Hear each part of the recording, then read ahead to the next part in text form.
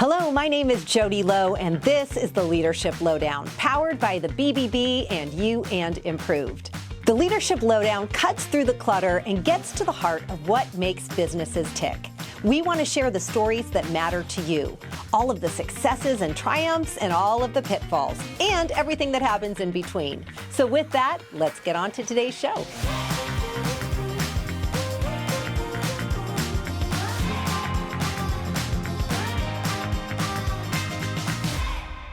Well, hello and welcome to the Leadership Lowdown. I am so excited because I am sitting across from a brand new friend that I have just met by the name of Mark Baraghimian. Am I getting it right? Baraghimian. Okay. He is the CEO of First Impression Ironworks, and it is so nice to meet you. Thank you. Yeah. That I am. I am the CEO of First Impression Ironworks, and I am happy to be here with you. Awesome. Well, we are excited to learn more about you and your business. And, the whole point of the Leadership Lowdown is really to shine a light on amazing businesses, amazing business leaders, hear a little bit about, your journey, what got you there, the what made it easy, what you struggled with. So first, let's start with what is your business? What exactly do you do at First Impression? What does that look like? First Impression Ironworks manufactures right here in Arizona world-class iron entry doors, iron security doors, gates, and railings for homeowners, just like you. Yes, homeowners. And businesses too, or just home, just residential? We businesses as well, but majority of our work is for homeowners. Nice. And you've been in the industry for quite a while. The company's been around for quite a while, and I know you have been, I guess, I have been in the industry for over 25 years, and the company's been here for over 30 years. Nice. So it's a nice blend. Yeah, that's a really nice blend, and you've obviously been the CEO now for quite a while as well, so doing something right over there. Thank you. Yes, I couldn't do it alone. I have a fabulous team. Yeah. How big's your team?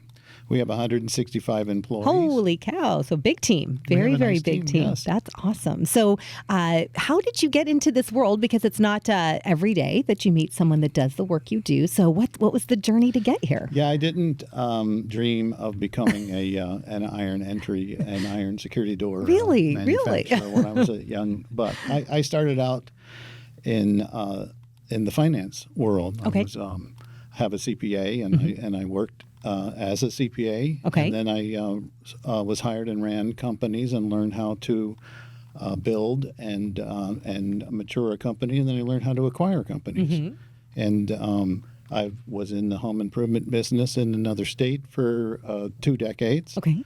And grew that nicely, and then the opportunity came to come over to Arizona, and I love it here, and relocated here about 7 years ago, and acquired this organization and turned it into my own, and surrounded myself with wonderful people, and the rest is his history. I love it. So when you acquired the business, I know you said you came from a similar, I guess, industry. Was there a huge learning curve in terms of this specific niche that you are in now? Well, yes and no. I mean, it's really the formula for success is pretty. I don't want to say routine, but it's transferable. What was a shock was how much had to be corrected. Oh, interesting. Okay. So it was almost a turnaround situation. Oh, got it. So you got to roll up your sleeves from day one. Correct. And now, was the team that you have in place today, were you as large as you are today, or has there been a big growth trajectory over the past 7+ years? Well, we from the team standpoint, we've actually been relatively stable in terms of number, but I'm proud to say that the individuals that I work with, that I partner with, have been here for a long time. That's so awesome. Our journey has been together, which makes it a lot more helpful. For sure. When you have knowledgeable people that are doing good work, you want to hold on to them. So that's awesome. That's awesome. And so when you look back at your career, because obviously sort of a pivot from accounting and finance and CPA and all that kind of work, were there certain mentors that you had along the way that kind of got you to where you are today, or who sort of shaped you into the business leader you are today? There are several mentors, and it starts from my mother, who raised me and my brother. She was a single mom who raised two kids, and we worked really hard. We knew value from a very young age, and I just wanted things. Yeah. So I had put my head down and I worked to get more things and to feel secure. I love that. That's really where it started. Was there something she instilled in you in particular, or something she said? Or She was just there. She was always there. She is always there to take care of things. And it was just a really wholesome, healthy upbringing. Love that. And then when I entered the business world, accounting wasn't something I set out to do. However, I was able to get a degree. I was actually in pursuit of management information system, which is a early form of IT. Yeah. And I did graduate with that, but I stayed on to get an accounting background because I thought it would open up more opportunities, and it did. Yeah. But my passion was in running an organization, running an organization, and that's always been in the back of my head that this is what I want to do. Got it. I think the first acquisition I made was in my 20s. Wow. As a CFO of an organization with the owner, and that was also a mentor. Yeah. Nice. His name is John Cowley, and then every organization I've been with, I could point to the founder as a mentor. Or colleagues as mentors. Which is awesome because you're working with and for good people then. Correct. So I love that. It was there for you, was there a learning curve, I guess, when it came to the business side of things? Because obviously you have degrees and so much knowledge, yet different from some of the things that you do today. So was there a big learning curve that you had to fill? I didn't know what I knew, and I didn't know what I didn't know. So you just go out and you do, and you use your good judgment. And work ethic is tantamount; it's king. But that wasn't ever in question because I wanted to win. Winning is a big factor. Sure. And so there's a lot that goes into a successful organization, a successful team. But it has to do with measuring yourself. I mean, more than, and it gets back to the roots of accounting. And it sounds a little dry, but everything that you do in life, you're measuring against something. Yeah. And that's really the elements of success for business. Is the metrics. Yeah, how you're going to see and measure your growth. Absolutely. And so where is the business today? Are you in a big expansion mode right now, or what does that look like for the business?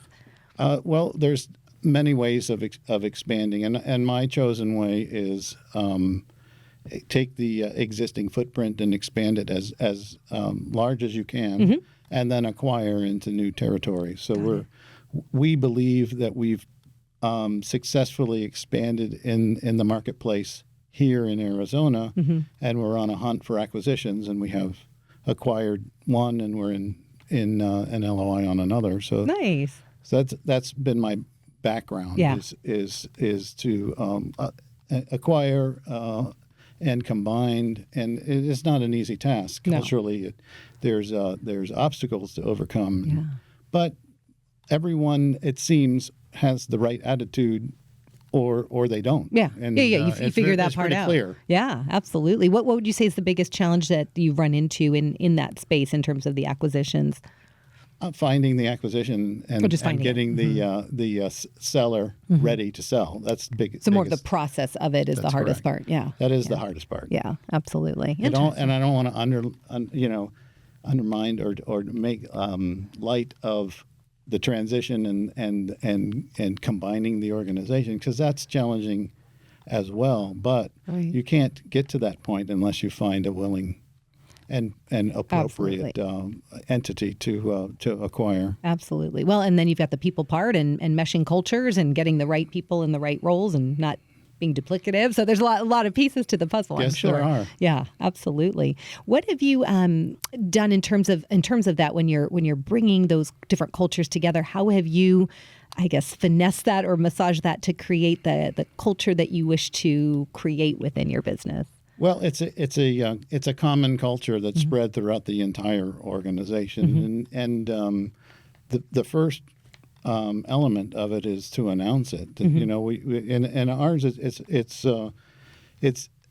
fairly direct. We want to build the world's finest or first class products and provide first class care or world's finest care, and we're relentless about that. And so if someone doesn't agree with that, they're not a good fit. So it's just sort of the core value of who you are, and it needs to be measured accordingly. Going back to the measurement, I love that. And so, when do you have a design team? So when somebody comes to you or you find a client, is there a design team that puts the sketches and designs together, or is that more on what the imagery in that homeowner's head is? No, the homeowner definitely has a vision of what they want. And we do have a design team that comes and works with the homeowner and uses their own knowledge base to help direct the homeowner in what will or what won't work. But largely the homeowner takes the reins. Yeah. But our trained designers are the ones that can lead the way. Yeah. And everything that we do manufacture and sell is manufactured by us. It's 100% custom. Wow. And is all your work here in Arizona then, or That's do you? Correct. Okay. So for our First Impression Ironworks, 100% is manufactured in our campus. We like to call it the campus. There's 5 buildings that we have grown into, and maybe some more down the road. It's in Gilbert, Arizona, and it's surprisingly efficient, even though we're in 5 separate buildings. And come on over. We'll show you the process. It's exciting. I mean, it is exciting, and it's a world that I'm not familiar with, so I would love to see it. But I always find business in general fascinating, and also the journey of obviously how you get to do the work that you do, and the how do you get that product to the end user and all of that. So is there something that's really big? Like, are there lots of trends in the work that you do, or is it the same sort of things? There's the ebb and flow of the demand that goes on out there, and the demand is driven by many, many factors, and we're susceptible to those factors. We can't control the demand. We can only respond to it. So demand factors are consumer confidence as a demand factor, home construction, population are demand factors, and home pricing are demand factors. But the single most biggest is the consumer confidence. And are most people that are your clients purchasing your product more for safety reasons or more aesthetic, or is it a combination of both? It's all of the above. Yeah, you're like, all of the above, Jodi. But you can put a board up and you can be pretty safe. So there's an aesthetic factor that goes on. So our products are extremely safe, and they're called security doors and iron entry doors. They're doors, but every home has a door, and so this is a discretionary purchase, and the impulse that drives the purchase is a safety factor with a flair for elegance, and that's where we really focus. So our product, you're not going to get a better product that's out there, but we're going to guarantee you're going to be happy with it. I love that. That's what separates us. Yeah. Well, I love that. It's the secret sauce. Yeah, and obviously you are very tied to the BBB and have been engaged with the organization for a long time. So what does that look like for you? BBB has been an outstanding partner for us, and we really are thrilled to be involved with many factors. They've helped guide us.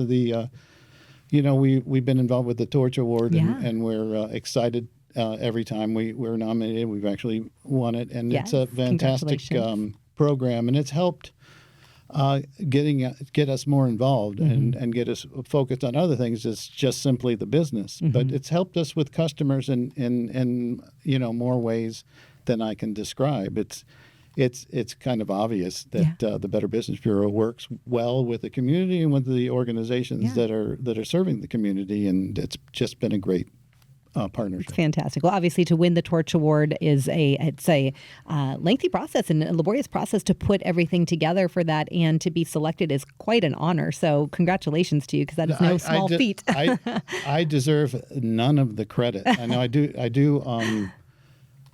I do want the organizations I'm involved with to run not only ethically but profitably, and to serve the community well, but to serve the stakeholders as well, which includes employees and customers.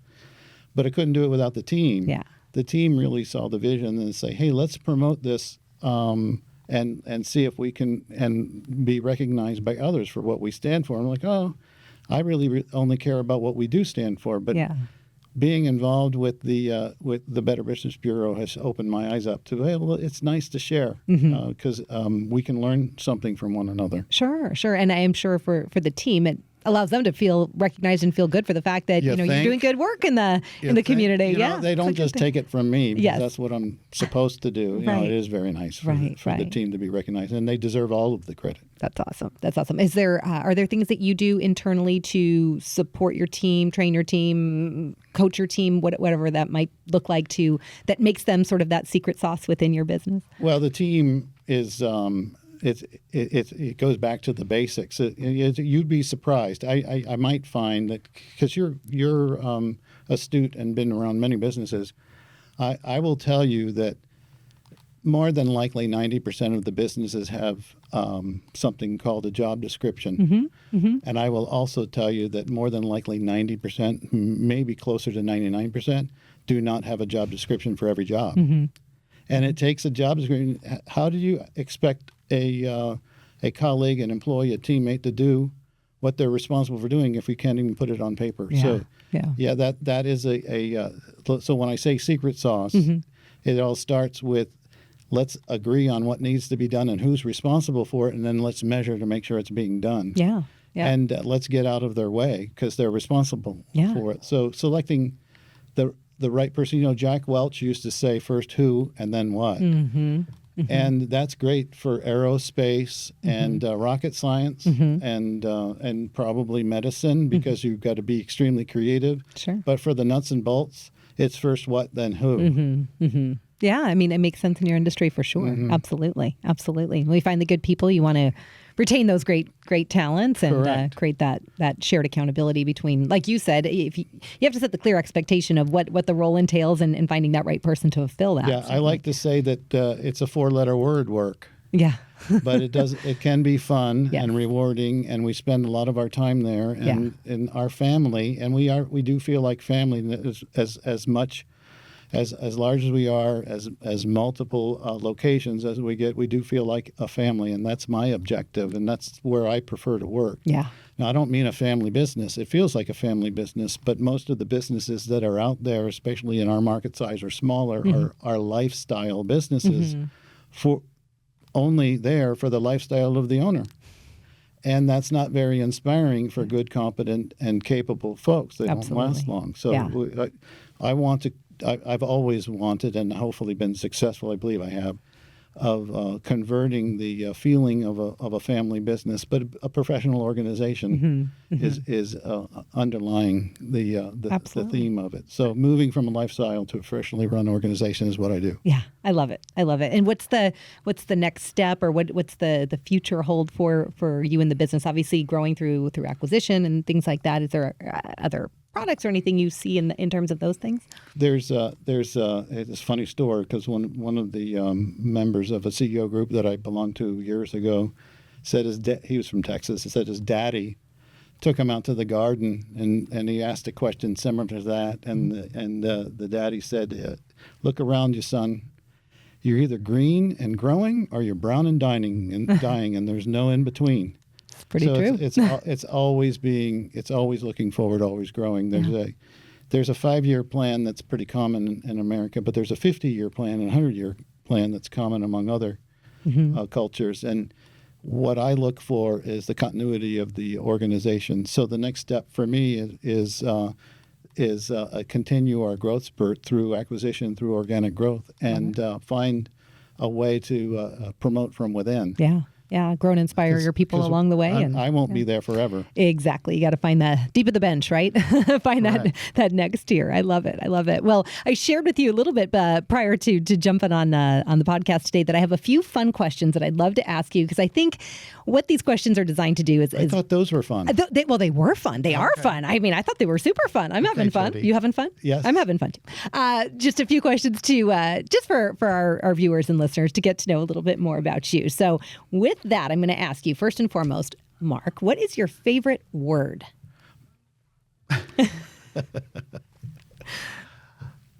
What came to my mind was sleep. Sleep.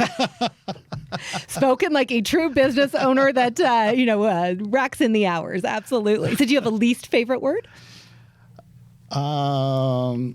It's a feeling. Okay. And it's just anxiousness is a least favorite word, just being anxious. Yeah.